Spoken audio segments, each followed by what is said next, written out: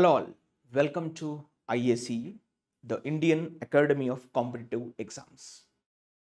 So today we are going to discuss the Hindu editorial. Before that, from IACE, we are wishing you all a happy holy festival to you, all the students, community. So let's enter the today's editorial. So today's editorial, you can see on board here, acceptable contrast. మీరు ఒకవేళ heading తీసుకుంటే ఇక్కడ acceptable contrast. Contrast అంటే meaning ఏంటి? మామూలుగా అపోజిట్నెస్ కదా, విరుద్ధమైనటువంటి భావన. Contrast చూడండి ఇక్కడ, Contra. What is the meaning of Contra? The word it self means you opposite. The word itself gives you the meaning oppo. The word itself gives you the meaning opposite. Contradiction, controversies, controversial statements, contrary. చూడండి ఇట్లా contract, ఆపోజిట్గా ఎదురు కూర్చొని చేసుకునేది. So ఇట్లా Contra అనే పదం ఎక్కడొచ్చినా కూడా which is related to opposite of something. Okay, so దేని గురించి మాట్లాడుతున్నాడు? మరి ఈ అపోజిట్ అనేది విరుద్ధమైనటువంటి భావన, కానీ ఇప్పుడు అది ఎలా ఉందంట? యాక్సెప్టబుల్గా ఉందంట. Able to agree, assent, not the dissent. Acceptable, not the unacceptable. పర్లేదు, విరుద్ధంగా ఉన్నప్పటికీ తీసుకునే విధంగా ఉందంట. ఏంటది చూద్దాం. ఏ విషయంలో మాట్లాడుతున్నాడు చూద్దాం. Let's take up here. So preposition కదా, ఆన్ ద రియల్ ఎకానమీ. ఇవాళ మనం ఈకానమీ చూస్తున్నాం. దేశంలో ఇన్ఫ్లేషన్ అనేది రీసెంట్గా తగ్గింది అని చెప్తున్నారు. That's a good sign for Indian economy. ప్రపంచవ్యాప్తంగా తీసుకుంటే అమెరికా లాంటి దేశాల్లో రిసెషన్ వస్తుందని భయపెడుతున్నారు ట్రంప్ తీసుకున్నటువంటి నిర్ణయాలకి. ఇవాళ వరల్డ్ ట్రేడ్ వార్ జరుగుతుంది. అమెరికాకి, యూరోపియన్ కంట్రీస్కి, అమెరికాకి, చైనాకి. అదేవిధంగా మన ఇండియాలో ఏప్రిల్ 2 నుంచి టారిఫ్స్ అనేది అప్లై అవ్వబోతున్నాయని చెప్పేసి అనౌన్స్మెంట్ జరుగుతుంది. ఇలా ప్రపంచవ్యాప్తంగా తీసుకుంటే ఈ యొక్క ఫినాన్షియల్ సిస్టమ్ అనేది కంప్లీట్గా అన్స్టేబుల్గా ఉంది, అన్స్టడీగా ఉంది. మరి ఇలాంటి తరుణంలో మన ఇండియాలో రియల్ ఎకానమీ అనేది పర్లేదు, ఒక విధంగా తీసుకుంటే ఒక మోస్తరుగా ఉంది. ఇన్ఫ్లేషన్ అనేది మరీ డ్రాస్టిక్గా పెరగట్లేదు, అట్లనే డ్రాస్టిక్గా తగ్గట్లేదు. ఆ మీడియం లెవెల్ మెయింటెనెన్స్ అనేది భారతదేశంలో కనబడుతుంది అని చెప్తున్నాడు. And especially what is inflation?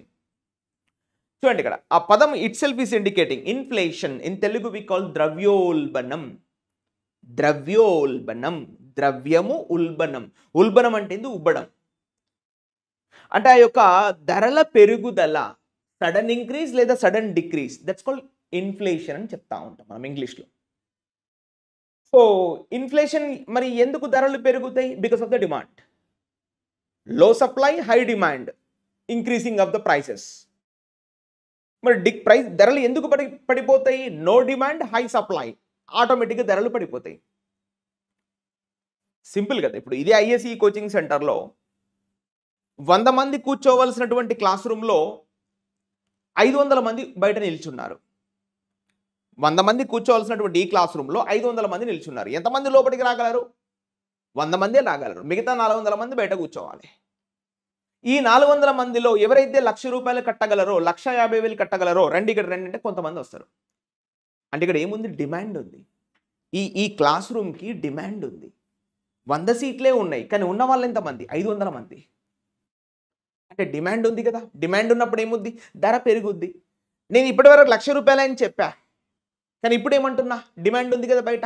1,50,000 ఇవ్వండి, 2,00,000 ఇవ్వండి అని చెప్తున్నా. అయినా వచ్చేవాళ్ళు ఉంటారు. కోచింగ్ అవసరం, మరి ఇది డిమాండ్. ఇలా ప్రతి ఒక్క వస్తువు, సేవలు ధరలు సడన్గా అమాంతంగా పెరగడము లేదా అమాంతంగా తగ్గడము ఇలా జరిగితే దాన్ని ఏమంటారు? Yes, we call that is the inflation అని మనం చెప్తా ఉంటాం. క్లియర్? సో ఇలా మనం అర్థం చేసుకుందాం. ఇప్పుడు ఈ ప్యాసేజ్లో ఏమి ఇచ్చాడు? With respect to grammar we read today. Let's enter the passage. So this is the passage we have today. ఏమి ఇచ్చాడు, ఏంది కథ అనేది మొత్తం చదువుదాం. Let's read one by one. Okay, right. So చూడండి ఇక్కడ, these sets of data. What ఈ సబ్జెక్ట్ రైట్ నౌ? ఇక్కడ నుంచి స్టార్ట్ అవుతుంది. చదుదాం ఒకసారి. These sets of data, January's industrial production, February's retail inflation, and the performance of mutual funds in February present a contrast between India's real economy and the financial markets that is both concerning and heartening. చూడండి ఇక్కడి వరకు full stop అయిపోయింది. అంటే ఒక sentence చదివేశాం. ఒక సెంటెన్స్లో ఒక subject, ఒక verb, ఒక ఆబ్జెక్టు ఉంటాయి. Now in this sentence, what is subject? Clear? What is subject? Three sets of data. ఇగో ఇది సబ్జెక్ట్. 3 రకాల ఇక్కడ ఉన్నటువంటి ఈ డేటా, ఇది సబ్జెక్ట్. వర్బ్ ఏంటి చూడండి, ప్రెసెంట్. ఇది ప్లూరల్ కదా, 3 sets of data is the plural. So కాబట్టి వర్బ్ చూడండి ఇక్కడ plural, present. Present means indicates, shows, displays అని మీనింగ్ వస్తుంది. So 3 sets of data present a contrast అయిపోయింది. ఒక విరుద్ధమైనటువంటి భావన ఇండికేట్ చేస్తుందట ఈ 3 సెట్ల యొక్క డేటా. ఆ 3 సెట్లు ఏంటి అంటే మీకు హైఫన్స్లో ఇచ్చాడు, చూసుకోండి. ఇది హైఫన్స్ పార్ట్, మనం ఆల్రెడీ చదువుకున్నాం ఫస్ట్ డే. ఈ హైఫన్స్ పార్ట్లో ఉన్న భాగాన్ని కాస్త హోల్లో పెట్టుకోవాలి. దీన్ని చదవాల్సినటువంటి అవసరం లేదు. మీరు ఒకవేళ చదవాలనుకుంటే చదవండి, లేదు అంటే పక్కన పెట్టేసేయండి. But we want to read. It is the way to read a sentence. దేన్ని హోల్లో పెట్టాలి, సబ్జెక్ట్ ఎక్కడ ఉంది, వర్బ్ ఎక్కడ ఉంది, మధ్యలో ఎవరు వచ్చారు అని తెలుసుకోవడమే సెంటెన్స్ యొక్క రీడింగ్ స్టైల్. ఎస్. సో ఇప్పుడు ఈ సెంటెన్స్లో 3 sets of data, subject and the verb is present a contrast. అయిపోయింది. కాంట్రాస్ట్ ఎక్కడ అంటే ఇప్పుడు బిట్వీన్ అని ఇచ్చాడు, ఇది మళ్ళీ మీరు ఫ్రేజ్గా తీసుకుంటారు. Between India's real economy and the financial markets. ఇక్కడ చూడండి బిట్వీన్ వచ్చింది కాబట్టి మధ్యలో ఏమి ఇచ్చాడు, అండ్ ఇచ్చాడు. క్లియర్? ఇలా కూడా చదువుకోవచ్చు. So the 3 sets of data contrast between present a contrast between India's real economy, భారతదేశం యొక్క నిజమైన ఆర్థిక రంగము, మరియు ఫినాన్షియల్ మార్కెట్స్, మన భారతదేశంలో ఈ ద్రవ్య మార్కెట్లు ఎలా ఉన్నాయి అనే ఇన్ఫర్మేషన్ని అవి అందిస్తున్నాయంట ఈ 3 రకాల డేటా. సో ఫినాన్షియల్ మార్కెట్స్ పక్కన ఏమి ఇచ్చాడు, దట్ ఇచ్చాడు. అంటే ఇప్పుడు ఈ దట్ ఎవరి గురించి మాట్లాడుతున్నట్టు, కాంట్రాస్ట్ గురించి మాట్లాడుతున్నాడు. ఇప్పుడు దట్ అంటే ఏంటి, రిలేటివ్ ప్రొనౌన్. ఇది ఎవరి గురించి మాట్లాడుతున్నట్టు, ఈ కాంట్రాస్ట్ గురించి మాట్లాడుతున్నాడు. That present a contrast. ఏం చెప్తుందా కాంట్రాస్ట్, ఏమంటారు చూడండి, దట్ ఈస్ బోత్. ఇక్కడ చూడండి మళ్ళీ బోత్ అంటే ఏమి ఇచ్చాడు, మధ్యలో అండ్ ఇచ్చాడు. చూడండి, that is both concerning and heartening. ఆ కాంట్రాస్ట్, ఆ దగ్గరి తేడా, స్మాల్ డిఫరెన్స్. కాంట్రాస్ట్ అంటే ఇలా కూడా తీసుకోవచ్చు, స్మాల్ డిఫరెన్స్. అది ఏం చూపిస్తుందంట, కొన్నిసార్లు కన్సర్నింగ్ అంటే చింతాదాయక్ అంటే బాధ పెడుతుంది. Regretting, disheartening, creating some sort of disturbance అని చెప్పడాన్ని కన్సర్నింగ్. మరియు కొన్నిసార్లు ఏమిస్తుంది, హర్టనింగ్ అంటే feeling very satisfying, feeling very happy, feeling very content అన్న విధంగా మనం అర్థం చేసుకోవాలి. ఇప్పుడు అర్థమైందా? ఒకసారి చూద్దాం. 3 sets of data present a contrast. అయిపోయిన సెంటెన్స్. ఆ contrast that is sometimes both. That is contrast is both concerning and heartening. కొన్నిసార్లు సంతోషపెడుతుంది, కొన్నిసార్లు బాధ పెడుతుంది. ఆ చిన్న తేడా. ఏ చిన్న తేడా అంటే చూడండి ఇక్కడ ప్రజెంట్ కాంట్రాస్ట్ ఎక్కడ వచ్చింది, ఎక్కడ ఈ కాంట్రాస్ట్ వస్తుంది, between India's real economy and the financial markets. మన దేశంలో ఉన్నటువంటి ఆర్థిక రంగము మరియు ఇక్కడ ఉన్నటువంటి ఫినాన్షియల్ మార్కెట్స్ మధ్యలో వస్తున్నటువంటి తేడా కొన్నిసార్లు సంతోషపెడుతుంది, కొన్నిసార్లు బాధ పెడుతుంది అని రైటర్ యొక్క ఉద్దేశం. క్లియర్? నౌ ఈ డేటా ఎక్కడి నుంచి తీసుకున్నారు అని మనకు కావాలంటే హైఫన్స్లో చదువుకుందాం. ఎక్కడి నుంచి తీసుకున్నారు డేటా చూడండి ఒకసారి. జాన్వరీస్ చూడండి, జాన్వరీస్ ఇండస్ట్రియల్ ప్రొడక్షన్. జనవరిలో అంటే ఇవాళ ఎంత మనం మార్చిలో ఉన్నాం కదా, మొన్న జనవరి 2025 జనవరిలో ఇండస్ట్రియల్ ప్రొడక్షన్ ఎంత వచ్చింది, ఆ కర్మాగారాలకు సంబంధించినటువంటి ఉత్పత్తి ఎంత ఉంది. అదేవిధంగా ఫిబ్రవరీస్ రిటైల్ ఇన్ఫ్లేషన్. మరి మొన్న ఫిబ్రవరిలో రిటైల్ ఇన్ఫ్లేషన్ వచ్చింది కదా, ఆ ఇన్ఫ్లేషన్ ఉంటుంది కదా రిటైల్ పరంగా, అంటే చిల్లర ధరలకు సంబంధించినటువంటి ఆ ఇన్ఫ్లేషన్ ఎంత ఉంది అక్కడ డేటా తీసుకున్నారు. అండ్ మరియు the performance of mutual funds in February. మరి మ్యూచువల్ ఫండ్స్ యొక్క పర్ఫార్మెన్స్ ఎలా ఉంది ఫిబ్రవరిలో ఆ విషయాన్ని కూడా తీసుకున్నారంట. ఇగో ఈ 3 విషయాలను ఒక దగ్గర పెట్టి పరిశీలిస్తే ఏం కనబడ్డది అంటే ప్రజెంటే కాంట్రాస్ట్, ఒక చిన్న తేడా కనబడ్డది వేటేటి మధ్యలో, అంటే between India's real economy and financial markets. మరి ఆ కాంట్రాస్ట్ ఎలా ఉంది చూడడానికి? కొన్నిసార్లు హార్టనింగ్ సంతోషపెడుతుంది, కొన్నిసార్లు డిస్హార్టనింగ్ అసంతోష పెడుతుందంట. ఆ చిన్న తేడా. So this is what the sentence is closed. Clear? Now let's enter the next line. So in the real economy, మరి ఇప్పుడు ఇండియాస్ రియల్ ఎకనామీ గురించి మాట్లాడుతున్నాడు. ఇప్పుడు దీన్ని ఏం చెప్పాలి? ఇది ఫ్రేజ్. ఈ భాగాన్ని ఫ్రేజ్ అని చెప్తాం, ఇది మనం హోల్డ్ చేయాలి. ఇన్ ద రియల్ ఎకనామీ, మళ్ళీ సబ్జెక్ట్ ఏంటి ఇక్కడ? ఫిబ్రవరీస్ 3.61% రిటైల్ ఇన్ఫ్లేషన్. ఇది కథ. చిల్లర వస్తువుల ధరలో ఎంత ద్రవ్యోల్బణం వచ్చింది మొన్న ఫిబ్రవరి మంత్లో అంటే 3.61% వచ్చింది. ఇది చాలా తక్కువ. ఇది మంచి సూచకం కూడా. పెద్ద ఇన్ఫ్లేషన్ ఏం జరగలేదు, చిన్న ఇన్ఫ్లేషన్ వచ్చింది ఫిబ్రవరి మంత్లో. ఇది ఏ రంగంలో? రియల్ ఎకనామీలో. ఏం చెప్తున్నాడు? వర్బు ఈజ్ అనేది వర్బు. ఇగో ఇది వర్బు చూడండి. So February 3.6%. All right. Retail inflation is 7 month లో 7 నెలల కనిష్టానికి పడిపోయి ఎక్కడ కూర్చుంది? 3.6% దగ్గర కూర్చుంది. అంటే చాలా మంచి సూచకం అన్నట్టు. ఎయిడెడ్ బై అంటే సపోర్టెడ్ బై. మరి ఎవరి ద్వారా సపోర్ట్ చేయబడింది ఇంత తక్కువ ఇన్ఫ్లేషన్ వచ్చిందంటే కారణం ఏంటి అంటే చెప్తున్నాడు. Aided by study and welcome fall. Welcome అంటే స్వాగతించబడినటువంటి, ఫాల్ అంటే పడిపోవడం. Welcome fall in food inflation. Food inflation అనేది పడిపోయింది. ఫుడ్ ఇన్ఫ్లేషన్ అనేది పెద్దగా ఏం రాలేదు ఫుడ్ రంగంలో. ఇప్పుడు మనం ఆహారం వస్తువులు ఉన్నాయి, ఆహార దినుసులు ఉన్నాయి, అయినా పండ్లు, ఫలాలు, కూరగాయలు ఇవన్నీ ఉన్నాయి కదా. సో వీటిలో ఫుడ్ ఇన్ఫ్లేషన్ ఏదైతే ఉందో అది పడిపోయింది. ఓ వెల్కమ్ ఫాల్, స్వాగతించబడిన విధంగా పడిపోయింది అని దాని యొక్క ఉద్దేశం. సో ఫుడ్ ఇన్ఫ్లేషన్ పక్కనేమి ఇచ్చాడు? విచ్ అన్నాడు. అంటే ఎవరి గురించి మాట్లాడుతున్నట్టు? ఈ ఫుడ్ ఇన్ఫ్లేషన్ గురించి మాట్లాడుతున్నాడు. ఏం మాట్లాడుతున్నాడు? Which had reached. ఇగో మళ్ళీ వర్బ్ ఏంటి? Which had reached. Which had reached a 15-month high of చూడండి, which had reached a 15-month high of 10.87% last October.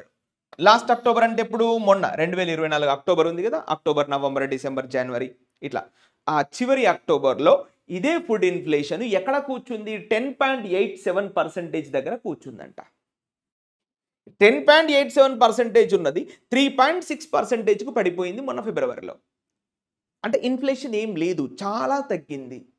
అంటే దాదాపు చూడండి మన చేతిలో చూసుకుంటే కమ్సే కమ్ 6 points తగ్గింది. It's a beautiful thing. And writer యొక్క ఉద్దేశం ఇంత తక్కువ పడిపోయినందుకు రైటర్ సంతోషిస్తున్నాడు. నెక్స్ట్ ఇప్పుడు ఇందులో సబ్జెక్ట్ ఏంటి?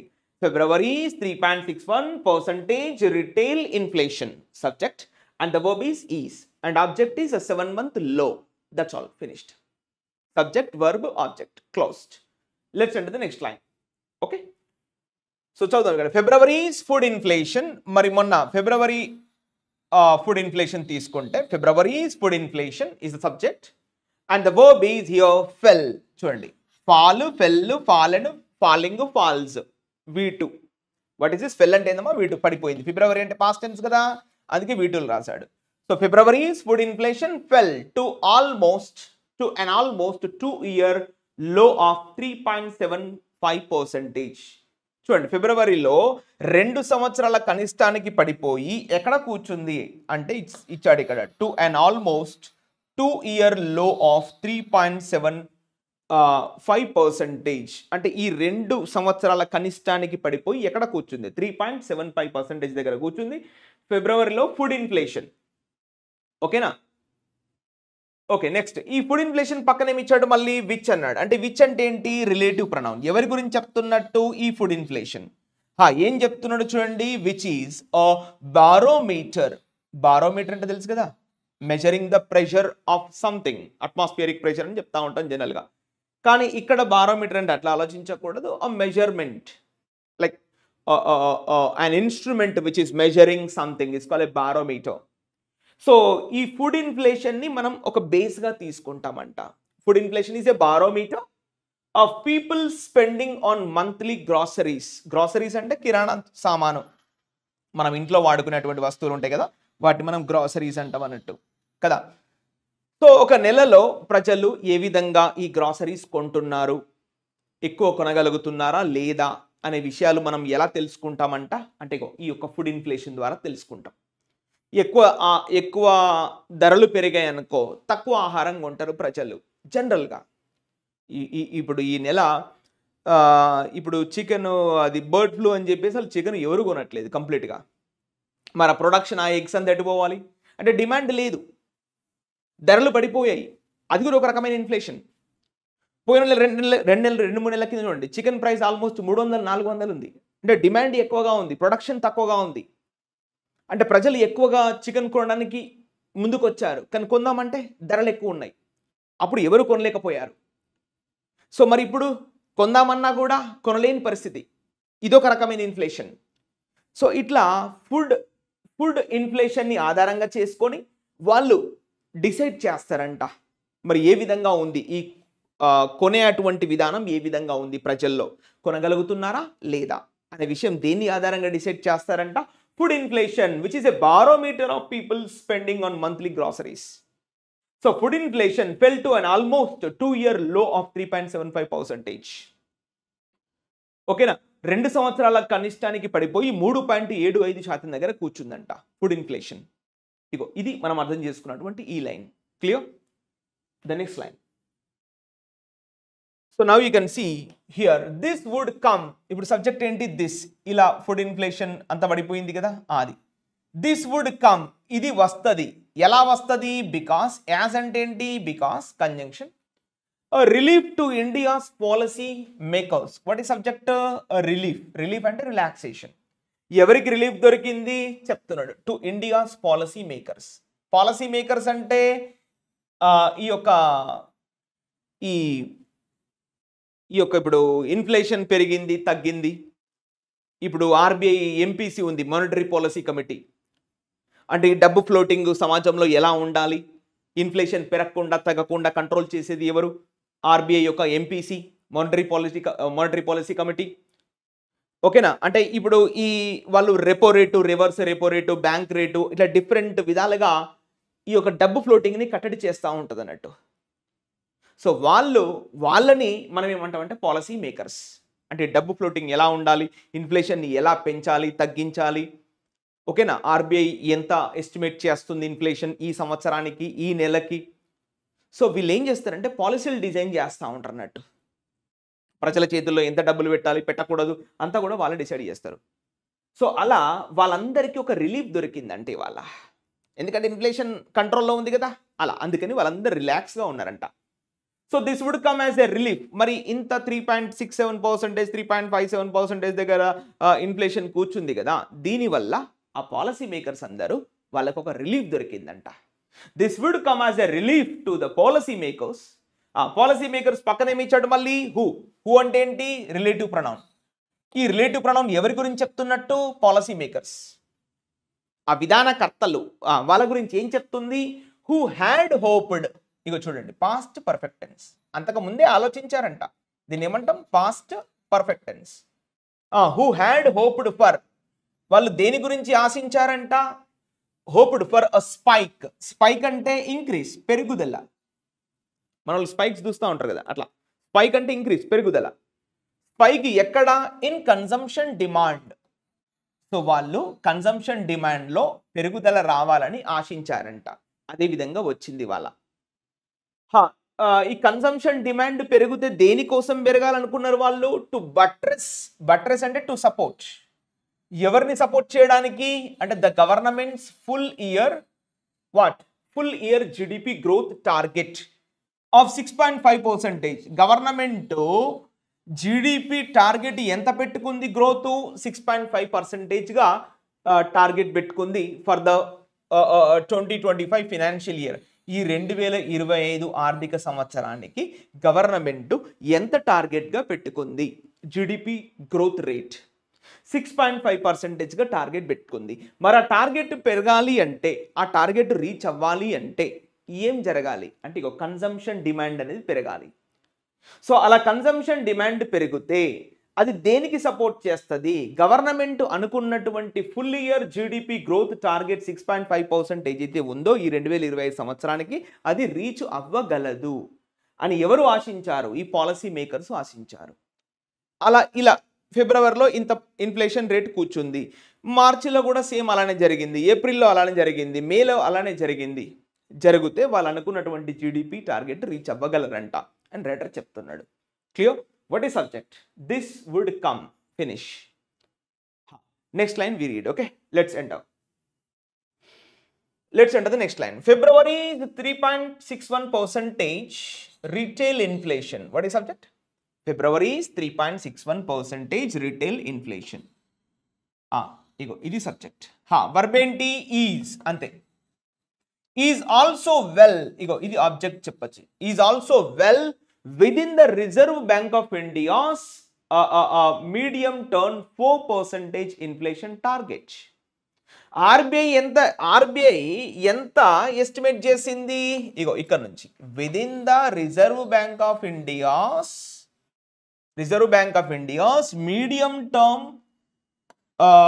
medium term 4% inflation target. Medium term గా ఆర్బీఐ ఎంత టార్గెట్ పెట్టుకుంది? 4% టార్గెట్ పెట్టుకుంది. అయినా ఈ 4% టార్గెట్ లో భాగంగా ఫిబ్రవరిలో మరి ఎంత అచీవ్ చేయగలిగింది అంటే 3.6% అచీవ్ చేయగలిగింది. అంటే తను అనుకున్న టార్గెట్ కన్నా ఇంకా ఎక్కువ లాభం సాధించింది అని రైటర్ యొక్క ఉద్దేశం. ఇంకేమంటున్నాడు? సిగ్నలింగ్ అంటున్నాడు. మరి ఇది ఇలా రావడం దేనికి సంకేతాన్ని ఇస్తుంది? సిగ్నలింగ్ అంటే జెరెండ్. సిగ్నలింగ్ probable అంటే పాసిబిలిటీ, లైక్లీ, అప్రాక్సిమేషన్, జరిగేలా ఉంది. సిగ్నలింగ్ ఏ ప్రాబబుల్, ఇది సంభవించేలా ఉంది, పాసిబుల్ అయ్యేలా ఉందంట. ఇంకేమంటాడు? ఆల్బైట్. ఇక్కడ ఆల్బైట్ అంటే ఇక్కడ ఆల్దో అన్న మీనింగ్ వస్తుంది. ఇక్కడ ఇది కంజంక్షన్. ఓకేనా? ఆల్దో అంటే నెగిటివ్ చెప్తాడు ఇప్పుడు. ఆల్దో మచ్ నీడెడ్, ఎంతో అవసరమైనటువంటి, మచ్ నీడెడ్ అంటే ఎంతో అవసరమైనటువంటి ఏంటది? Repo rate cut. ఇప్పుడు ఆర్బీఐ ఉంటుంది ఇక్కడ ఎవరు? RBI. Excuse me, let us take with another pen. Okay, clearly for clarity. ఇక్కడ ఆర్బీఐ ఉంటుంది. Now tell me, is RBI a bank? RBI అనేది బ్యాంకా? కాదు. అదేంటి sir? Yes, it's not a bank. ఒకవేళ అది బ్యాంక్ అయి ఉంటే నాకు అకౌంట్ ఉండాలి. ఎవరికైనా అకౌంట్ ఉందా ఆర్బీఐలో? కాబట్టి అది బ్యాంక్ కాదు. మరి ఏంటి సార్ అంటే? It's a bankers bank, it's a financial institution. అది ఒక ఆర్థిక సంస్థ, but it's not a bank. But దానికి వేరే పేర్లు ఉన్నాయి. Apex bank of India, bankers bank of India, financial institution of India, ఇలా పేర్లు పెట్టుకున్నాం. అంతేకాని ఇట్స్ నాట్ ఎ బ్యాంక్. ఇక డబ్బులతో డీల్ చేస్తుంది కాబట్టి రిజర్వ్ బ్యాంక్ ఆఫ్ ఇండియా అనే పేరుంది అందులో, కానీ లిటరల్గా ఇట్స్ నాట్ ఎ బ్యాంక్. చిన్న ఎస్టిమేట్. బ్యాంకు కాదు అని చెప్పడానికి ఆధారం ఏంటి? నాకు అందులో అకౌంట్ లేదు కాబట్టి బ్యాంకు కాదు. మరి నాకు ఎస్బీఐలో అకౌంట్ ఉంది, యూబీఐలో అకౌంట్ ఉంది, యాక్సిస్లో ఉంది, హెచ్డిఎఫ్సిలో ఉంది, ఐసిఐసిలో ఉంది. So these are all banks. So కాబట్టి ఇప్పుడు ఆర్బీఐ ఒక సంస్థ. ఆర్బీఐ కింద ఏముంటాయి? జనరల్ బ్యాంక్స్ ఉంటాయి కదా, జనరల్ బ్యాంక్స్ ఉంటాయి. ఇప్పుడు ఆర్బీఐ దగ్గర నుంచి ఈ బ్యాంకులు అప్పు తెచ్చుకుంటాయి. ఇలా అప్పు తెచ్చుకోవడాన్ని ఏ పర్సెంటేజ్ దగ్గర తెచ్చుకోండి. ఇప్పుడు నేను ఒక 1,00,000 రూపాయలు మీకు ఇవ్వాలన్నా, మీరు నాకు 1,00,000 రూపాయలు ఇవ్వాలన్నా ఊరికే తీసుకోం కదా, ఎంతో కొంత ఇంట్రెస్ట్. 1,00,000 రూపాయలకి ఒక ఫ్రెండ్ కనుక అయితే 10,000 ఇస్తాం ఎక్స్ట్రా, అంతే. ఇంకా దగ్గరలో అయితే అసలు డబ్బులు ఏమి ఇవ్వం, అవునా? సరే, ఇది ఫ్రెండ్స్ రిలేటివ్స్ కాదు కదా, అందుకనే సో ఆర్బీఐ బ్యాంకులకు అప్పు ఇచ్చేటువంటి రేట్ని ఏమంటాం అంటే రెపో రేట్ అంటాం. దీన్ని ఏమంటామంటే repo rate, R E P O R E T. Repo rate is a rate at which RBI lends the money to banks. మరి రివర్స్ రెపో రేట్ అంటే reverse. Banks are lending money to RBI. That's called reverse repo rate అంటాం. దాని ఏమంటాం? Reverse repo rate అంటాం. ఇగో ఇది clarity మీరు తెచ్చుకోవాలి. Excuse me, you need to get this clarity. RBI దగ్గర బ్యాంకులు అప్పు తెచ్చుకుంటే ఒక పర్సంటేజ్ దగ్గర తెచ్చుకుంటాయి. That's called repo rate. ఈ రెపో రేట్ని కట్టడి చేస్తే ఆటోమేటిక్ ఇన్ఫ్లేషన్ కట్టడి అయిపోతుంది. అలా ఎలా సార్ అంటే,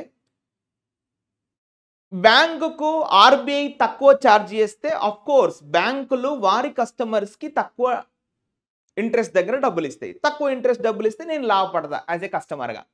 నేను ₹1,00,00,000 అప్పు తీసుకున్నప్పుడు తక్కువ ఇంట్రెస్ట్ ఉంటే నేను తొందరగా కట్టగలుగుతా. అదే ఎక్కువ ఇంట్రెస్ట్ వేసింది అనుకో, it's very tough to pay that loan. So అలా ఈ బ్యాంకులు ఎంత ఇంట్రెస్ట్, ఎంత పర్సెంటేజ్కి అప్పు ఇవ్వాలి అని డిసైడ్ చేసేది ఎవరు? ఇగో రెపో రేటు, అదేవిధంగా రివర్స్ రెపో రేటు డిసైడ్ చేస్తూ ఉంటుంది. గుర్తుపెట్టేసుకోండి. సో కాబట్టి ఆర్బీఐ చేతిలోనే అంతా ఉంటుంది. ఒక కస్టమర్కి ఎక్కువ డబ్బులు ఇవ్వాలా వద్దా అని డిసైడ్ చేసేది ఎవరు? ఆర్బీఐ. ఆర్బీఐ తక్కువ ఇంట్రెస్ట్ బ్యాంకులకు డబ్బులు లోన్లు ఇచ్చిందనుకో, అవే లోన్లు బ్యాంకులు ఏం చేస్తాయి? తక్కువ ఇంట్రెస్ట్కు కస్టమర్లకు ఇచ్చేస్తాయి. అప్పుడు కస్టమర్ లాభపడతాడు, నాలాంటి వాళ్ళు లాభపడతాడు, మీలాంటి వాళ్ళు లాభపడతారు. అదే ఆర్బీఐ ఎక్కువ ఛార్జ్ చేసింది అనుకోండి, బ్యాంకులు కూడా కస్టమర్ల దగ్గర ఎక్కువ ఛార్జ్ చేస్తాయి. సో తద్వారా కట్టలేని పరిస్థితి ఏర్పడుతుంది. తక్కువ డబ్బులు లోన్ తీసుకుంటారు, తక్కువ వ్యాపారం జరుగుద్ది. ఇండైరెక్ట్గా జీడిపి అనేది కూడా తగ్గిపోద్ది అందనే ఒక మీనింగ్ ఇక్కడ. సో కాబట్టి ఇక్కడ ఏమంటున్నాడు, ఇగో ఈ పదం యొక్క అర్థం ఏంటంటే repo rate cut at a time. ఇలాంటి ఒక సమయంలో రెపో రేట్ కట్ చేశారంట. ఇగో టైం ఇచ్చాడు కదా, అందుకే రిలేటివ్ ప్రొనౌన్ చూడండి వెన్ వచ్చింది. వెన్ అంటే ఎవరి గురించి చెప్తున్నట్టు? ఈ టైం గురించి చెప్తున్నట్టు. At a time when there has been. There అంటే ఇక్కడ మళ్ళీ సబ్జెక్ట్. వర్బ్ ఏంటి? Has been. హ్యాస్ బీన్ అంటే అప్పటి నుంచి ఇప్పటి వరకు. Has been a liquidity squeeze. చూడమ్మా, స్క్వీజ్ అంటే మీనింగ్ ఏంది? లాక్కోవడం. మనం స్క్వీజింగ్ అంటాం కదా, లోపలికి లాక్కోవడం. ఇక్కడ అర్థం ఏంటి స్క్వీజ్ అంటే? There has been a squeeze in the domestic financial system. ఈ స్క్వీజ్ అంటే మీనింగ్ ఏంటంటే మొత్తం లాక్కొని పోవడం అన్నట్టు. ఈ స్క్వీజ్ ఎక్కడ జరిగింది? In the domestic financial system. Domestic అంటే దేశీయ ఫినాన్షియల్ సిస్టమ్ నుంచి పెద్ద ఎత్తున డబ్బు అనేది లాక్కొని పోతున్నారంట. ఇక్కడ squeeze according to this situation, squeeze అంటే మీనింగ్ ఏంటంటే ఇవాపరేట్స్, జస్ట్ లైక్ గయాబ్, మొత్తం ఎగిరిపోవడం. ఈ ఇండియన్ ఫినాన్షియల్ మార్కెట్ సిస్టమ్ నుంచి పెద్ద ఎత్తున డబ్బు అనేది ఎగిరిపోతుందంట. మనం ఇదే ఆర్టికల్ లాస్ట్ 2 వీక్స్ బ్యాక్ చదివినాం, గుర్తుందనుకుంటా. ఇది డాలర్ రూపీ స్వాపింగ్ అప్పుడు చదువుకున్నాం సేమ్ ఆర్టికల్. ట్రంప్ ఏమైనా అనౌన్స్మెంట్ చేశాడు? వాళ్ళది అమెరికాలో కార్పొరేట్ ట్యాక్సెస్ కట్ చేస్తున్నాం, మీరు రండి అమెరికాకే అని అమెరికాలో ఉన్నటువంటి కార్పొరేట్ కంపెనీస్ అందరినీ వెనక్కి తీసుకెళ్లాడు ట్రంప్ అధికారంలోకి వచ్చిన తర్వాత. సో వాళ్ళు పెద్ద ఎత్తున ఇండియన్ స్టాక్ మార్కెట్లలో ఇన్వెస్ట్ చేసిన వాళ్ళందరూ కూడా వాళ్ళ డబ్బును విత్డ్రా చేసుకుని వెళ్ళిపోయారు. సో అలా విత్డ్రా చేసుకొని వెళ్ళిపోవడాన్ని ఏమంటాము? There has been a squeeze. ఇక్కడ యాక్చువల్గా స్క్వీజ్ ఇన్ని కాదు, ఫ్రమ్ ఇస్తే బాగుండు. Squeeze from the domestic financial system due to. మరి ఎందుకు వాళ్ళు విత్డ్రా చేసుకొని వెళ్ళిపోయారు చెప్తున్నాడు. Due to the worrisome flight. ఇగో due to the worrisome flight. Flight అంటే ఏంది? ఎగిరిపోవడం. Flight of foreign investors. ఇదండి విషయం. ఫారిన్ ఇన్వెస్టర్స్ నిన్న మొన్నటి దాకా మన ఇండియన్ ఈక్విటీ మార్కెట్లో, షేర్ మార్కెట్లో ఇన్వెస్ట్ చేసినటువంటి వాళ్ళంతా ఇప్పుడు ఎగిరిపోయారు. Flight of foreign investors. ఎందుకు ఎగిరిపోయారు వాళ్ళు? యాజ్ అంటే మళ్ళీ కంజంక్షన్, మళ్ళీ దే అంటే మళ్ళీ subject. As they hedge against depreciating rupee. Hedge against అంటే హెడ్జింగ్ అంటే just like protecting themselves, defending themselves, వాళ్ళని వాళ్ళు కాపాడుకోవడం. So they hedge against depreciating rupee. ఇవాళ రూపీ వాల్యూ మళ్ళీ పడిపోయింది. మొన్నటి దాకా ₹85, 84 ఉండేది. ఇవాళ 86, 87కు పడిపోయింది rupee value. Depreciating opposite of appreciating. Appreciation అంటే పెరగడము, డెప్రిషియేషన్ అంటే తగ్గడము. సో రూపీ వాల్యూ పడిపోయిందని వాళ్ళంతా ఏం చేశారంట? Indian equity markets, share markets, finance markets, domestic financial markets నుంచి వాళ్ళంతా ఎగిరిపోయారంట. The squeezed out of Indian financial markets. So the US proposed tariffs comma ఇంకేమంటున్నాడు, ఒకటేమో డిప్రిషియేటింగ్ రూపీ వాల్యూ, ఇంకా ద యుఎస్ అంటే అమెరికా యొక్క ప్రపోజ్డ్ టారిఫ్స్. టారిఫ్స్ అంటే ఏంది, ట్యాక్సెస్. ప్రపోజ్డ్ టారిఫ్స్ ఏంటది, ఇండ్యూస్డ్ ఇన్ఫ్లేషన్, ఒక రకంగా ఇండ్యూస్డ్ ఇన్ఫ్లేషన్ అండ్ గ్లోబల్ అన్సర్టెనిటీస్. ప్రపంచవ్యాప్తంగా ఇవాళ అనిశ్చితులు నెలకొని ఉన్నాయి. అన్సర్టెనిటీస్ అంటే కొంచెం డిఫికల్టీస్, ఫేసింగ్ ద హార్డ్షిప్స్. వీటన్నిటి దృష్ట్యా మన ఇండియాలో ఇన్వెస్ట్ చేసినటువంటి ఫారిన్ ఇన్వెస్టర్స్ వాళ్ళంతా ఏం చేశారు, ఎగిరిపోయారు ఇండియా నుంచి. సో దానివల్ల ఇంకా ఎక్కువగా కూడా మన జీడిపికి ఇబ్బంది పడేటువంటి అవకాశం ఉంది అని రైటరు తన యొక్క బాధని వ్యక్తపరుస్తున్నాడు. ఇదంతా ఒక సెంటెన్స్. ఇప్పుడు ఈ సెంటెన్స్ సబ్జెక్ట్ ఏం చెప్పుకోవచ్చు, ఇంత పెద్ద సెంటెన్స్ ఇది. Okay, all right. Here the subject we can take February 3.61% retail inflation is. అంతే, అదొకటే చదవాలి, మిగతా అంతా కూడా ఇగో ఇంత పెద్ద sentence. 1 2 3 4 5 6 almost 7 lines of information is called one సెంటెన్స్గా మనం తీసుకోవాలి. Clear? And the next line, here we are. So let's read. The RBI is the February 7. ఇక్కడ నుంచి చదువుదాం, ఓకేనా? The RBI is February 7, 0.25 basis point repo rate cut from 6.50% to 6.25% after a gap of 5 years. Signaled the central bank's intent to raise capital flows in the real economy to spur economic activity while continuing to focus on inflation moderation. ఇగో ఇక్కడి వరకు ఒక sentence గా తీసుకుంటాం. Clear? Now in this sentence what is subject? The RBI's February 7 ఇగో ఇక్కడ ఎంత, the RBI's February 7 0.5 basis point repo rate cut. ఇగో ఇదంతా subject, ఇక్కడ subject. చదవండి ఒకసారి. RBI's February 7th అంటే ఇవాళ ఎంత, మార్చ్ 14, పోయిన నెల గురించి మాట్లాడుతున్నాడు. RBI's February 7th 0.5 basis point repo rate cut. నేను చెప్పాను కదా ఇప్పుడు రెపో రేట్ అని చెప్పేసి.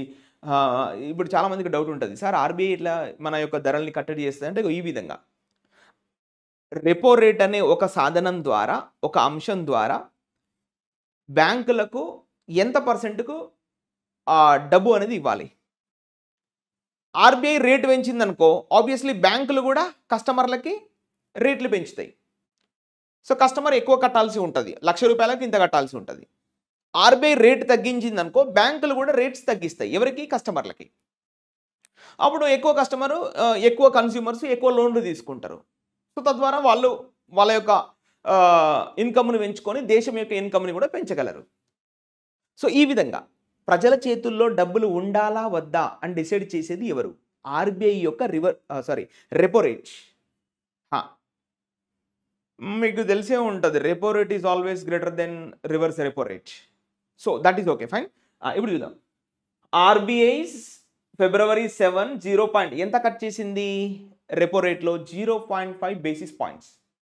అంటే ఇంతకుముందే, అంటే అది కూడా ఇచ్చాడు క్లియర్గా, చూసుకోండి ఇక్కడ. అంటే ఫ్రమ్ 6.50 టు 6.25%. అంటే ఎంత తగ్గించింది? దాదాపు 0.5% తగ్గించింది. చాలా మంచి అంశం ఇది. యాక్చువల్గా పెంచాలి, కానీ పెంచకుండా తగ్గించింది. ఎందుకంటే ప్రజల చేతుల్లో డబ్బులు పెడదామని.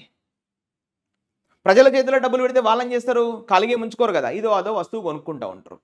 వస్తువు కొనుక్కుంటే మళ్ళీ డబ్బులు ఎక్కడికి వెళ్ళిపోతే గవర్నమెంట్కే కదా, ట్యాక్స్ రూపంలో. సో ఈ విధంగా ఆర్బీఐ తన యొక్క పాత్ర పోషిస్తూ ఉంటుంది. వీరిని ఏమంటారంటే పాలసీ మేకర్స్ అంటారు. ఇవన్నీ ఎవరు చూసుకుంటారు? ఆర్బీఐలో ఎంపీసీ అనే ఒక వింగ్ ఉంటుంది, మానిటరీ పాలసీ కమిటీ. వాళ్ళు చూసుకుంటారు ఈ యొక్క విధానాన్ని అంతా కూడా. క్లియర్? సో ఆ విధంగా. So February 7 0. Basis point repo rate cut. అది ఎంత కట్ చేశారు అనేది బ్రాకెట్లో ఇచ్చాడు, మీకు కామా స్పాట్లో ఇచ్చాడు, అది హోల్లో పెట్టుకోండి. సో మళ్ళీ ఎప్పుడు కట్ చేశారంటే ఇది ఎందుకు ఎప్పుడు చేశారనేది ఇది మళ్ళీ ఎక్స్ట్రా ఇన్ఫర్మేషన్. ఆఫ్టర్, దీని తర్వాత ఓ గ్యాప్ ఆఫ్ 5 years, దాదాపు 5 ఏండ్ల సమయం తర్వాత, 5 ఏండ్ల నుంచి అదే కంటిన్యూ వస్తుంది. ఏది? 6.50% రెపో రేట్. 6.5% రెపో రేట్ ఏదైతే ఉందో అదే 5 ఏళ్లుగా కంటిన్యూ చేశారంట. 5 ఏళ్ల తర్వాత మొట్టమొదటిసారిగా ఫిబ్రవరి 7th రోజు 0.5 బేసిస్ పాయింట్ కట్ చేసి 6.25% దగ్గరికి తీసుకొచ్చింది. ఏంటది? Repo rate. ఇది ఎక్స్ట్రా ఇన్ఫర్మేషన్ హోల్లో పెట్టుకున్నారు. ఇప్పుడు మళ్ళీ వర్బ్ ఏంటి? So basis point repo rate cut, ఇగో వర్బ్ చూడండి, సిగ్నల్డ్. ఇది verb. V1 V2? Obviously V2. Signalled the central bank's intent. Intent అంటే ఇరాదా, ఇంటెన్షన్, అంతే, అయిపోయింది. Subject, verb, object. Signalled the central bank's intention. Central bank అంటే ఎవరు? ఆర్బీఐ. ఆర్బీఐ యొక్క ఇంటెన్షన్ చాలా క్లియర్గా తన యొక్క సంకేతాన్ని ఇచ్చిందంట. చాలా స్పష్టంగా ఈ రేట్ కట్ ఎందుకు చేసింది అనే విషయం చాలా స్పష్టంగా తన యొక్క ఇంటెన్షన్ని బయటపెట్టింది, తన యొక్క ఇరాదాని బయటపెట్టేసింది. మరి ఏమిటా ఇంటెన్షన్? చూడండి. To raise capital flows. ఓహో, ఇందుకా? To raise capital flows. Capital అంటే ఏంది? Investment. To raise investment flows. భారతదేశంలోకి యొక్క ఇన్వెస్ట్మెంట్ రావాలనే ఉద్దేశంతోనే ఈ యొక్క రెపో రేట్ శాతాన్ని తగ్గించింది.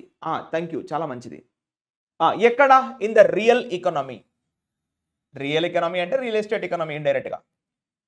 మనకు 2 రకాల ఎకానమీలు ఉంటాయి. ఒకటి రియల్ ఎకానమీ, ఇంకోటి ఈ షేర్ మార్కెట్ ఎకానమీ. ఎక్కువ పెట్టుబడులు పెట్టేది మనం ఎక్కువ రియల్ ఎకానమీలో పెడతాం, లేదా షేర్ మార్కెట్లో పెడతాం. దాన్ని ఈక్విటీ మార్కెట్స్ అంటాం. సో అలా. సో మరి ఎందుకు రియల్ ఎకనామీలో ఎక్కువ క్యాపిటల్ ఫ్లోస్ రావాలనుకుంటుంది ఆర్బీఐ అంటే చెప్తున్నాడు. To spur economic activity. Spur అంటే ఏంది? ఇంక్రీజ్, పెంచడం, ఆర్థిక యాక్టివిటీని పెంచడం. వైల్ అంటే ఏంటి? ఎట్ ద సేమ్ టైం, ఇదే సమయంలో. వైల్ అంటే ఏంటి? కంజంక్షన్. ఇది ఎట్ ద సేమ్ టైం, ఇదే సమయంలో. ఇంకేమంటున్నాడు? Continuing to focus on inflation moderation. Continuing దేనిపైన? టు ఫోకస్ ఆన్, దేని మీద ఫోకస్ చేయాలనుకుంటుంది? To focus on inflation moderation. ద్రవ్యోల్బణాన్ని కట్టడి చేయడం. మోడరేషన్ అంటే సింప్లిఫై, కాస్త మోడరేట్గా తీసుకొని రావడం.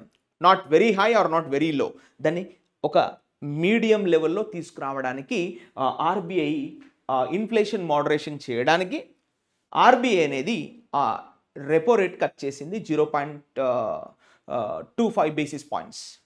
ఇది దాని యొక్క ఉద్దేశం. Clear? Now what is subject in this sentence? The RBI's February 7th 0.25 basis point repo rate cut signaled the central bank's intent. Subject, verb, object. Closed. Next line. So amid అంటే తెలుసు కదా, ఇన్ ద మిడిల్ ఆఫ్, ఈ మధ్యలో. ఏ మధ్యలో? చూడండి. Amid, చదవండి. Amid the rupees 1.7 trillion. ఇగో ఇది సబ్జెక్ట్ తీసుకోవచ్చు. The rupees 1.7 trillion liquidity squeeze. Squeeze అంటే నేను చెప్పాను కదా, వొలాటిలిటీ, ఆవిరైపోవడం, అంతమైపోవడం. Erase, evaporates. లిక్విడిటీ స్క్వీజ్ అంటే ఈ డబ్బు అనేది అంతరించిపోయింది, అంటే ఎగిరిపోయింది. ఇది సబ్జెక్టు. ఎక్కడ ఈ స్క్వీజ్ ఎక్కడ జరిగింది? In the banking system. మన బ్యాంకింగ్ రంగంలో ఇంత పెద్ద మొత్తంలో డబ్బు ఎగిరిపోయిందంట. ఎంత? 1.7 ట్రిలియన్ రూపీస్. ఎందుకు ఎగిరిపోయింది? ఇగో due to the flight of foreign portfolio and institutional investors. చెప్పాం కదా, పోర్ట్ఫోలియో అంటే మీనింగ్ ఏంటి సార్? ఫారిన్ పోర్ట్ఫోలియో అంటే ఏం లేదు, foreign investors and institutional investors. Portfolio అంటే కొంచెం స్టేబుల్ అండ్ స్టాండర్డైజ్డ్ ఇన్వెస్టర్స్ అన్న మీనింగ్ మనం తీసుకుంటాం. అయితే దీనికి ఒకటి ఇంటెన్షనల్ మంచి మీనింగ్ ఉంది, అది మీకు గుర్తు చేస్తాను చూడండి సార్. జనరల్గా పోర్ట్ అంటే మీనింగ్ ఏంటి అంటే క్యారీ సార్, మోసుకెళ్ళడం. Yeah, port means to carry something అని మీనింగ్ వస్తుంది ఇంగ్లీష్లో. యా, మనం ఇప్పుడు చూడండి, రోడ్డు మీద మోసుకెళ్తే ట్రాన్స్పోర్ట్, మరి సముద్రం మీద మోసుకెళ్తే సీ పోర్ట్, మరి గాల్లో మోసుకెళ్తే ఎయిర్పోర్ట్, మరి ఈ పత్ర దళాలు ఆకులను మోసుకెళ్తే పోర్ట్ఫోలియో. ఫోలియో అంటే అర్థం ఏంటి సార్? అంటే లీవ్స్, పత్ర దళాలు. LEAVES, leaves. సో మీకు అర్థమైంది అనుకోండి. ఇప్పుడు రోడ్డు మీద మోసుకెళ్తే ట్రాన్స్పోర్ట్, సముద్రం మీద మోసుకెళ్తే సీపోర్టు, గాల్లో మోసుకెళ్తే ఎయిర్పోర్టు, మరి ఆకులను మోసుకొని పోతే పోర్ట్ఫోలియో. అంటే ఇక్కడ పోర్ట్ఫోలియో మీనింగ్ ఏంటి అంటే important officers who carry the documents. ఇప్పుడు మనం అంటాంగా prime minister portfolio, chief minister portfolio అంటాం కదా. అంటే what are they doing? They are carrying the important documents. ఇప్పుడంటే టెక్నాలజీ పెరిగింది, పేపర్లలో రాస్తున్నాం. What were these papers once upon a time? They were the leaves. తాళపత్ర గ్రంథాలు అనేవాళ్ళం కదా. So they are called, now we are calling papers. మనం దాన్ని మెషిన్లో పెట్టి వైట్ కలర్లో తీసుకొస్తున్నాం. So we call them papers. Yes or no? Like this. So కాబట్టి ఇక్కడ పోర్ట్ఫోలియో, ఫారిన్ పోర్ట్ఫోలియో అంటే ఫారిన్ ఇన్వెస్టర్స్ అని మీనింగ్ ఇక్కడ. అండ్ ఇన్స్టిట్యూషనల్ ఇన్వెస్టర్స్, సంస్థాగత పరమైనటువంటి పెట్టుబడిదారులు, వీళ్ళంతా ఎగిరిపోయారంటే ఇండియన్ బ్యాంకింగ్ సిస్టమ్ నుంచి. ఎంత పట్టుకొని? దాదాపు 1.7 ట్రిలియన్ రూపీస్ పట్టుకొని ఎగిరిపోయారంట. సో ది ఆర్బీఐ, మళ్ళీ ఇప్పుడు సబ్జెక్ట్ తీసుకుంటే ద ఆర్బీఐ, ఇప్పుడు ఇదే ఈ సమయంలో ఈ మన భారత bank, reserve bank, the RBI verb ఏంటి? Conducted. V1 V2? V2. 2 tranches. Tranches అంటే 2 times. 2 tranches of 2 times of tranches అంటే 2 parts. డాలర్ స్వాప్ ఆప్షన్స్, 2 సార్లు డాలరు రూపీ స్వాపింగ్ చేసింది. మనం ఆల్రెడీ దీనిపైన 2 సార్లు 2 ఎడిటోరియల్ చదవడం జరిగింది. మనం ఆల్రెడీ చెప్పాము what is this dollar rupee swapping, ఎందుకు చేస్తారు, ఇలా చేయడం వల్ల లాభం ఏంటి అనే విషయాలు కూడా మనం 2 సార్లు 2 ఎడిటోరియల్ డిస్కస్ చేయడం జరిగింది. మళ్ళీ ఇప్పుడు మీరు చదవాలంటే ఖచ్చితంగా యూట్యూబ్లో ఉంటుంది, మీరు వెళ్ళి చూడండి. ఎక్కడో ఒక చోట ఈ ఫినాన్స్కి సంబంధించినటువంటి డాలర్ రూపీ స్వాపింగ్ ఇన్ఫర్మేషన్ ఉంటుంది, అక్కడ చదవండి, క్లారిటీ వస్తుంది. ఇప్పుడు చెప్పడం కుదరదు, టైం పడుతుంది కాబట్టి. Right. So with another one slated for later this month. అగో ఇంకొక డాలర్ రూపీ స్వాప్ కూడా ఉందంట. With another one slated for, slated అంటే ఇక్కడ scheduled for later this month. ఈ నెల అయిపోయిన తర్వాత కూడా ఇంకొకసారి డాలర్ రూపీ స్వాపింగ్ విధానం ఉండబోతుందంట. అందులో కూడా ఎక్కువ డబ్బులు క్యూములేట్ చేసుకోవడానికి అవకాశం ఉంటుంది అని రైటర్ యొక్క ఉద్దేశం. అయితే ఇందులో సబ్జెక్ట్ ఏం తీసుకోవాలి ఇప్పుడు అని మీరు నన్ను అడిగితే, ఎస్ ఇదే. ఇప్పుడు చూడండి, అమిడ్ నుంచి ఇక్కడ ఇన్స్టిట్యూషనల్ ఇన్వెస్టర్స్ వరకు, అమిడ్ నుంచి ఓకేనా, ఇన్స్టిట్యూషనల్ ఇన్వెస్టర్స్ వరకు, ఇదేం కనబడట్లేదు, దీంతో చేద్దామా? రైట్. అమిడ్ నుంచి ఇన్స్టిట్యూషనల్ ఇన్వెస్టర్స్ వరకు ఇదంతా కూడా మనం హోల్లో పెట్టుకోవాల్సిందే, ఈ భాగాన్ని చదవద్దు. ఇప్పుడు సబ్జెక్ట్ ఏంటి? The RBI. వర్బ్ ఏంటి? కండక్టెడ్. ఆబ్జెక్ట్ ఏంటి? 2 tranches of dollar rupee swap options. అంతే.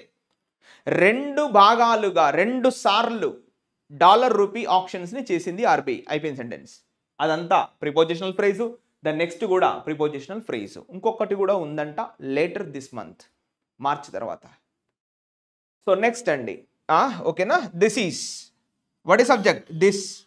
వర్బ్ ఏంటి? Is expected. యాక్టివే passive? Passive. This is expected to inject. This అంటే ఏంటి? ఇది slated for later this month అన్నాడు కదా. స్లేటెడ్ అంటే చెప్పాను, స్కెడ్యూల్డ్ ఫర్. ఈ మంత్ తర్వాత నెక్స్ట్ వాళ్ళు మళ్ళీ ఒకసారి ఏంటది, ఇగో ఈ డాలర్ రూపీ స్వాపింగ్ అనేది చేయబోతున్నారంట ఈ మంత్ తర్వాత. సో అలా చేయడం వల్ల అసలు ఎంత ఎక్స్పెక్ట్ చేస్తున్నారు ఈసారి అంటే, this is expected to inject ఎంత?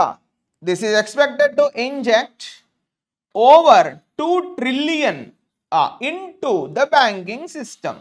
మన బ్యాంకింగ్ రంగంలోకి 2 ట్రిలియన్ల రూపాయల డబ్బుని ఇంజెక్ట్ చేయాలనే ఆలోచనతో వాళ్ళు ఈ డాలర్ రూపీ స్వాప్ చేయబోతున్నారంట.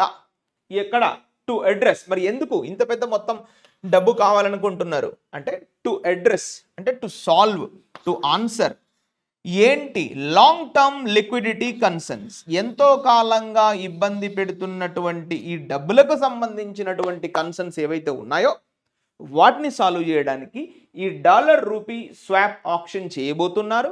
దాని ద్వారా 2 ట్రిలియన్ల రూపాయల డబ్బులను మన బ్యాంకింగ్ రంగంలోకి పెట్టాలనేది వాళ్ళ ఆలోచన, ఆర్బీఐ యొక్క ఆలోచన. ఇది clear. Okay, let's enter the next line. This is what the next passage we have.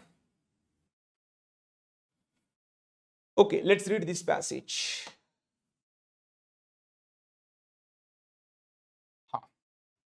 So here we are, let's go with that passage. Despite అంటే తెలుసు కదా కంజంక్షన్. Despite అంటే అయినప్పటికీ, ఒకటి పాజిటివ్ ఒకటి నెగిటివ్. ఏంటా పాజిటివ్ నెగిటివ్ చూద్దాం. Despite such concerns in the financial system, చూడండి ఇది ఫ్రేజ్ కంప్లీట్ గా మన ఫినాన్షియల్ సిస్టంలో ఇవాళ రూపీ డాలర్ స్వాప్ చేస్తే తప్ప లేని పరిస్థితి, డబ్బులు లేని పరిస్థితి మన దగ్గర ఇవాళ నెలకొంది. అంటే వాళ్ళ ఆస్తులు అమ్మి అప్పులు కట్టాల్సినటువంటి పరిస్థితి అంటాం కదా, అలాంటి పరిస్థితి మనకి ఏర్పడింది అని రైటర్ అంటున్నాడు. Despite concerns in the financial system, మన భారతీయ ఆర్థిక రంగంలో ఎన్నో బాధలు ఉన్నప్పటికీ ఏమంటున్నాడు writer, January's industrial production print, ఇగో ఇది subject, January's industrial production print, ఇగో ఇది సబ్జెక్ట్. వర్బ్ ఏంటి చూడండి. ఓకే, ఇగో వర్బ్ ఇది. ప్రింట్ ఈజ్ అనదర్ ఇండికేటర్, ఇది ఇంకొక సూచకం. Indicator of the resilience, indicator of the resilience, resilience means ఆ స్ట్రెంగ్త్, కెపాసిటీ, ఎబిలిటీ, బలం ఇన్ ద రియల్ ఎకనమీ, మన భారతదేశంలో ఉన్నటువంటి రియల్ ఎకనమీలో ఎంతో బలాన్ని మనకు కనబరిచింది. యాజ్ అంటే ఏంటి, మళ్ళీ కంజంక్షన్, బికాస్ ఎందుకంటే, బికాస్ మళ్ళీ సబ్జెక్ట్ ఏంటి, because growth subject, verb was led, growth was led by an increase, led by an increase ఎక్కడ, in the output of primary, in the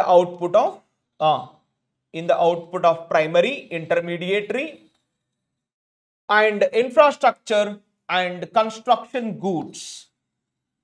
ఇగో ఇది కథ. ఏమంటాడు రైటర్ ఒకసారి చూద్దాం మళ్ళీ ఒకసారి top to bottom. Right, sentence is finished there. Okay, right.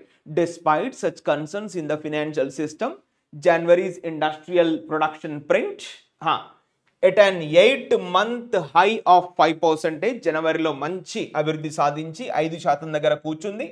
Up from December 3.55%, డిసెంబర్లో కేవలం 3.55% ఉన్నటువంటి ఈ ఇండస్ట్రియల్ ప్రొడక్షన్ అవుట్పుట్ మరి జనవరిలో చూసుకుంటే 5% పెరిగింది, మంచి పెరిగింది అని రైటర్కు ఉద్దేశం. Is another indicator of the resilience, అంటే స్ట్రెంగ్త్, మనం ఇది ఇంకొక సూచన చూపిస్తుంది, మన ప్రొడక్షన్ తక్కువేం కాదు, చాలా పెద్దది అని చూపిస్తున్నట్టు. In the real economy as growth was led by increase in the output of primary, intermediate and infrastructure and construction goods. ఇవాళ కన్స్ట్రక్షన్ చేపట్టాలంటే వివిధ రకాల వస్తువులు అవసరం, సిమెంట్ కావచ్చు, ఐరన్ కావచ్చు, స్టీల్ కావచ్చు, బ్రిక్ అండ్ స్టోన్ కావచ్చు, వీటన్నిటిని ఖచ్చితంగా సముపార్జన చేసుకొని మనం బంగ్లా బిల్డింగ్ కడతాం. సో కట్టాలంటే డబ్బు ఫ్లోటింగ్ అనేది జరగాల్సిందే అని రైటర్ యొక్క ఉద్దేశం. And the next point, mean while అంటే ఎట్ ద సేమ్ టైం, ఇదే సందర్భంలో, మీన్ వైల్ చూడండి, mean while the panic, panic అంటే కంగారు, ఆందోళన, ఈ యొక్క chaotic సిచ్యువేషన్, ఈ యొక్క డిస్టర్బ్డ్ సిచ్యువేషన్ ఎమాంగ్, ఎవరిలో ఉందంట ఈ యొక్క ప్యానిక్ చెప్తున్నాడు రైటర్, ఎమాంగ్ వీరిలో ఉంది, ఎవరిలో, ఎమాంగ్ రిటైల్ ఇన్వెస్టర్స్, అంటే చిల్లర ఇన్వెస్టర్స్ చేస్తారు కదా చిన్న చిన్న ఇన్వెస్ట్మెంట్ వాళ్ళు. The panic was palpable, palpable అంటే వెరీ క్లియర్లీ అండర్స్టూడ్, పాల్పేబుల్ అంటే మీనింగ్ ఏంటంటే clearly understood without any ambiguity. The panic was palpable, అది చాలా స్పష్టంగా అర్థమవుతుంది, వారి కంగారు నిజమే. From the February equity mutual funds reporting numbers, ఫిబ్రవరిలో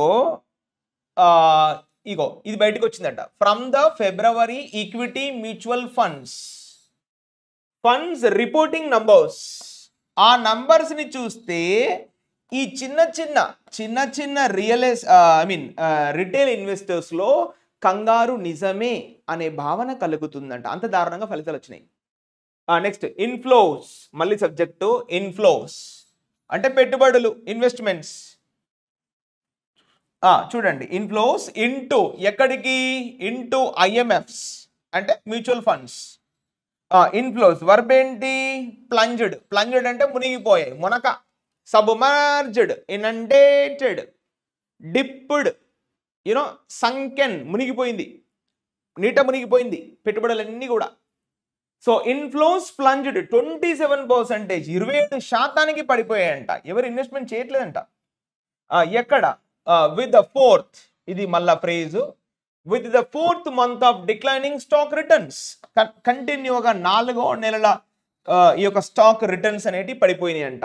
నెక్స్ట్ ఇంకేమంటున్నాడు, రిటైల్ ఇన్వెస్టర్స్, చిన్న చిన్న పెట్టుబడిదారులు, largely from the salaried middle, వీళ్ళు మ్యూచువల్ ఫండ్స్లో ఇన్వెస్ట్ చేస్తారు కదా, సాలరీ వచ్చిన వాళ్ళు ₹1,00,000 వాళ్ళు. రిటైల్ ఇన్వెస్టర్స్ వీళ్ళు ఎక్కడ చేస్తున్నారంట ఇన్వెస్ట్మెంట్, లార్జ్లీ ఫ్రమ్ ద, ఈ రిటైల్ ఇన్వెస్టర్ ఎక్కడ నుంచి, salaried middle and upper classes, middle class upper classes నుంచి సాలరీడ్ పీపుల్ అందరూ కూడా వీళ్ళు దేని కిందకి వస్తారట, రిటైల్ ఇన్వెస్టర్స్ అంట. వర్బ్ ఏంటి, హ్యాడ్ ఫ్లాక్డ్ అంటే పరిగెత్తారు ఎక్కడికి, to the stock markets post Covid. వీళ్ళంతా కూడా కోవిడ్ తర్వాత స్టాక్ మార్కెట్లో పెద్ద ఎత్తున ఇన్వెస్ట్మెంట్ చేసుకుంటున్నారంట. ఎందుకంటే తెలిసింది లైఫ్ అంటే ఏందో అప్పుడు. నెక్స్ట్ బట్, కానీ, ఇది conjunction, but fresh systemic investment plans, fresh ఇది మళ్ళీ subject, fresh systemic investment plans. Verb ఏంది, డిప్డ్ అంటే మళ్ళీ ప్లంజ్డ్ మునిగిపోయాయి, టు 44.6 lakh పడిపోయాయంట, వాళ్ళు పడిపోయారు. The lowest in the fiscal year, ఈ ఆర్థిక సంవత్సరంలో అతి తక్కువగా ఇన్వెస్ట్మెంట్ చేశారంట. ఈ యొక్క ఫ్రెష్ సిస్టమిక్ ఇన్వెస్ట్మెంట్ ఎవరు పెద్దగా రావట్లేదు, చేయట్లేదు అంటున్నాడు. దేర్ ఫోర్, ఇది writer is giving the conclusion. Therefore, while అంటే మళ్ళీ conjunction, therefore while the volatility అంటే మీనింగ్ ఏంది, అన్స్టెబిలిటీ, అనిశ్చితి. The volatility in the financial markets, ఇది మళ్ళీ హోల్లో పెట్టుకుంటాం, ఇది prepositional phrase, in the financial markets. ఇవాళ ఆర్థిక రంగ మార్కెట్లలో ఉన్నటువంటి అనిశ్చితి, వర్బ్ చూడండి, కుడ్ బి వర్రీసమ్, అది చాలా బాధ పెట్టేలా ఉందంట. వర్రీసమ్ అంటే కంగారు లాగా ఉంది. బట్ కానీ టెంపరరీ, కంగారు పడకండి మిత్రమా అని రైటర్ అంటున్నాడు. ఇక్కడ నెక్స్ట్ సెంటెన్స్ స్టార్ట్ అవుతుంది, ద బ్యోయాన్సీ. ఇక చూడండి, బ్యోయాన్సీ అంటే మీనింగ్ ఏంది ఇక్కడ, ద మామూలుగా బ్యోయాంట్ అంటాం కదా, బ్యోయాంట్ అంటే light weight, not that much heavy weighted object, very light in weight. So the buoyancy in the real economy makes the hit bearable. ఇక్కడ బ్యోయాన్సీ అంటే మీనింగ్ ఏంటంటే, అంటే ఈ అన్స్టెబిలిటీస్లో వస్తున్నటువంటి, ఈ తేడాల్లో వస్తున్నటువంటి ఆ మార్పు ఏదైతే ఉందో, ఆ మార్పు, ఆ లైట్ వెయిట్, మరి అంత బలమైనటువంటి మార్పు ఏం కాదు, లైట్ వెయిట్. అంటే ఇక్కడ ఈజీనెస్ అని తీసుకోవచ్చు, the easiness of the real economy. ఇప్పుడు చూడండి, ఇది మనం హోల్లో పెడతాం, in the real economy. Verb చూడండి, మేక్స్, ఇగో ఇది verb, the buoyancy makes the hit bearable. Bearable అంటే మీనింగ్ ఏంది బాబు, క్యారియబుల్, అంటే మనం అది ఈజీగా మోసుకెళ్ళగలము. The buoyancy makes the hit bearable. Bearable అంటే క్యారియబుల్, ఎంత కష్టం వచ్చినా సరే మనం మోసుకెళ్ళగటువంటి సత్తా మన దగ్గర ఉంది, కంగారు పడకండి మిత్రమా అని రైటర్ చెప్తున్నాడు ఇన్వెస్టర్స్కి. సో ఇది క్లారిటీ. సో ఈ విధంగా మనము ప్రతిరోజు చదవడం వల్ల ఆ క్లారిటీ అనేది రావడం జరుగుతుంది. సో తద్వారా ఎగ్జామ్స్లో వచ్చేటువంటి క్వశ్చన్స్ మనం ఏదైతే అంటే జనరల్గా మనం ఎగ్జామ్స్లో వచ్చేటువంటి క్వశ్చన్స్ ఉంటాయి కదా, అవి చాలా ఈజీగా మనం వాటిని హ్యాండిల్ చేసి ముందుకెళ్ళేటువంటి అవసరం మనకు ఆ బ్యోయాన్సీ దొరుకుద్ది, ఆ లైట్ హార్టెడ్నెస్ అనేది దొరుకుద్ది. సో తద్వారా ఎగ్జామ్స్లో మంచి మార్కులు సాధించగలం. ఓకేనా? ఇవాళ ఎవరైతే ఫెయిల్ అయ్యారో ఎగ్జామ్స్లో మీరేం కంగారు పడకుండా మళ్ళీ కొత్తగా ప్రిపరేషన్ స్టార్ట్ చేయండి. That's only the method, the way ahead we have. That's what the preparation means actually. That's what the journey, that's what the competitive journey. పడాల్సిందే, ఖచ్చితంగా ఫెయిల్ అవ్వాల్సిందే, మళ్ళీ ముందుకు వెళ్ళాలి. That's what the journey, that's what the preparation standards. Okay, so hope you understand guys. ఈ విధంగా చదువుకోండి, you will get the clarity. Thank you, have a good day.